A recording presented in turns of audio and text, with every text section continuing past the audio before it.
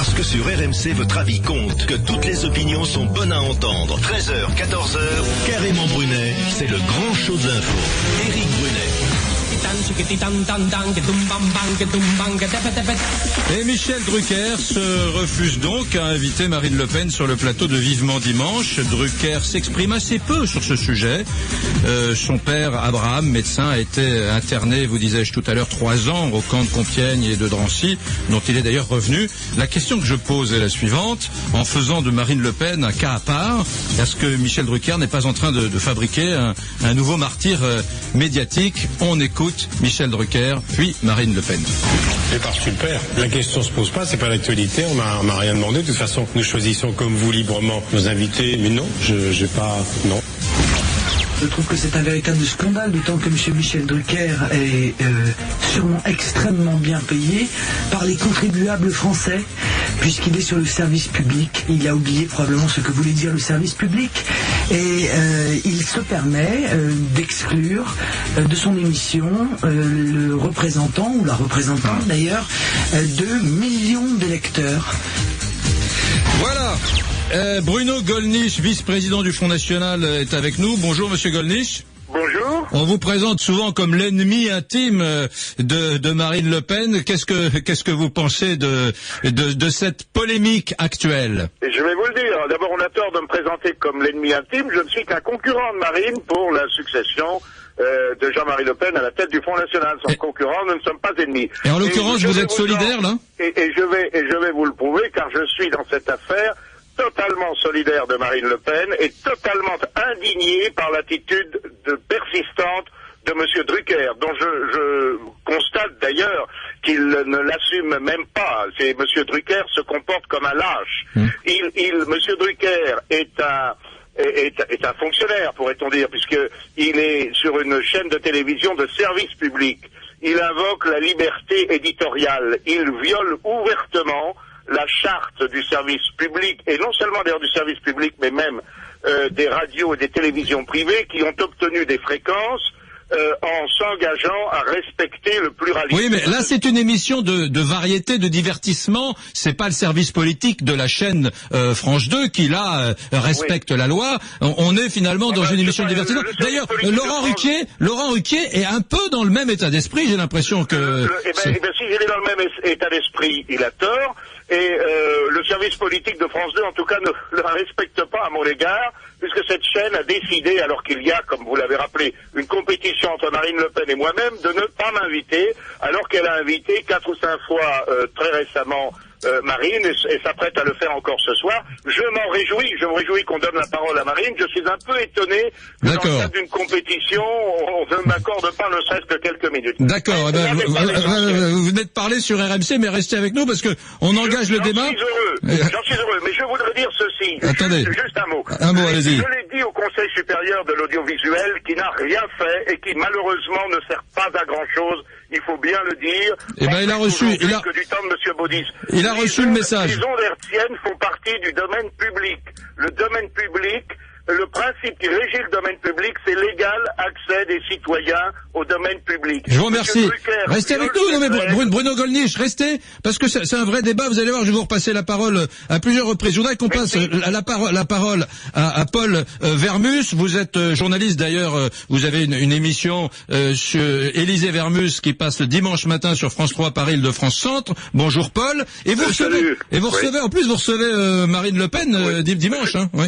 Non, j'ai reçu dimanche dernier. Oui. Mais dans cette affaire, je vais quand même prendre la défense de Michel Drucker. Hein. Alors, d'abord, pourquoi je trouve que Marine Le Pen n'a jamais renié les propos insultants de son père à propos de la Shoah. Elle a quand même pris ses distances, non? Ah bon, elle a pas pris ses distances avec Elle a pris ses distances, mais elle a jamais renié les propos que son père avait tenus. D'autre part, soyez pas comme dit d'Éric Brunet. Marine Le Pen est une provocatrice, c'est à la chasse aux sorcières, mais c'est un vieux truc de politica pour faire parler de soi, franchement. Et puis vivement dimanche. Dimanche, je t'avais peut-être dit, mais c'est une émission de divertissement et pas d'information, et qu'on ne crie, et qu'elle dise pas qu'elle soit boycottée. Je veux dire, on l'entend, elle est chez Yves Calvi, à Quart-sur-Table, elle est chez Arlette Chabot, à vous de juger, elle est chez Gisbert, elle sera chez Chazal. Il faut quand même pas dire, elle était chez moi dimanche, où j'avais opposé à des chefs d'entreprise. Mais Michel, il fait ce qu'il veut de son émission. Et d'autre part, le CSA n'impose pas aux émissions. Non mais attendez, Paul. Propriétaire de son émission.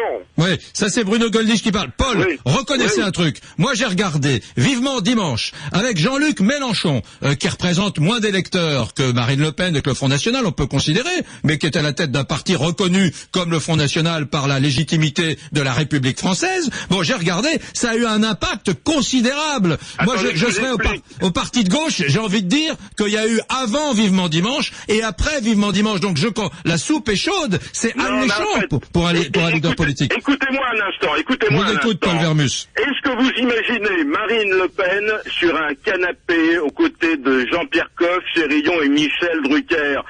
Ça serait une atmosphère de plomb, alors que vous voyez mais Marine Le Pen est née, à Neuilly. Moi, quand je suis passé chez Fogiel, je me suis bien amusé. Non, mais j'ai jamais dit qu'elle n'était pas drôle. Je la connais puisque je l'ai moi-même reçue sur mon plateau à France 3. Je la connais très bien, je la connais depuis 20 ans, je la connais. Simplement, on peut pas forcer Michel Drucker à Vivement Dimanche à recevoir quelqu'un qu'il n'a pas envie de recevoir. Bruno Roger Petit est avec nous, il est journaliste à leposte.fr. On dit quoi, au poste.fr ou à leposte.fr? Leposte.fr. Bon, Bruno Roger Petit, vous êtes un journaliste qui a plutôt une sensibilité de gauche. Alors, est-ce que vous allez nous jouer au nom de la liberté, il faut l'inviter, ou est-ce que vous allez nous jouer en vous pinçant le nez, c'est nauséabond, elle n'a pas à venir? Écoutez, moi je vais vous dire deux choses. Alors ce qu'il y a de bien, c'est que je suis entièrement d'accord sur le fond pour ce qui est de l'émission de Drucker avec ce que vient de dire Paul Vermus. Il a raison.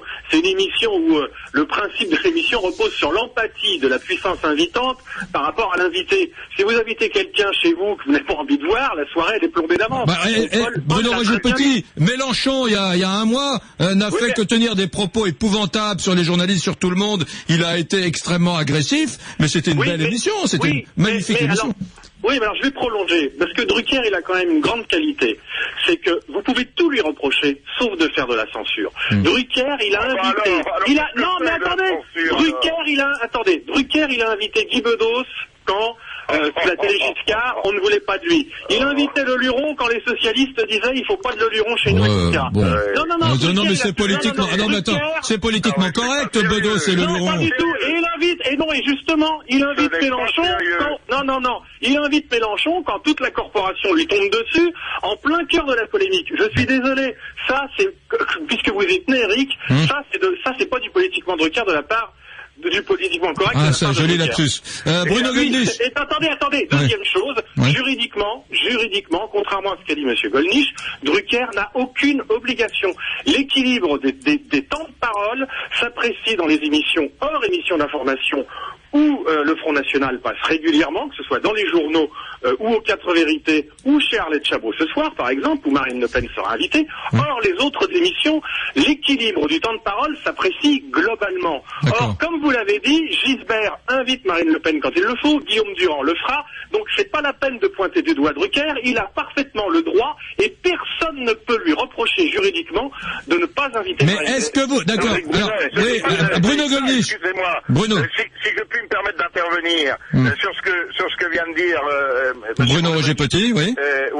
La censure ne s'exerce plus, c'est vrai, en ce moment, sur le plan global, à l'encontre de Marine. C'est vrai qu'elle passe beaucoup à la télévision d'État, sauf chez M. Drucker. Mais M. Drucker l'a exercé pendant des années, cette censure. On dit que c'est une émission de variété, et que par conséquent, il choisit ce qu'il veut.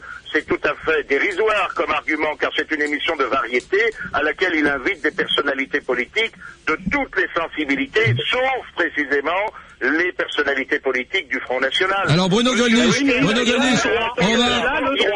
le propriétaire de son antenne. Son antenne est une antenne de service public. Non, mais et ce que vous dites là témoigne de l'arrogance précisément de la caste. Alors attendez les amis, attendez, arrêtez, calmez-vous, Paul Vermus. Oui, je vous dis un mot là. Il se considère comme propriétaire de ce qui appartient à l'ensemble des Français. Ok. C'est ça qui les paye d'ailleurs, qui les paye. On a compris Bruno Gollnisch. Attendez Paul, une seconde.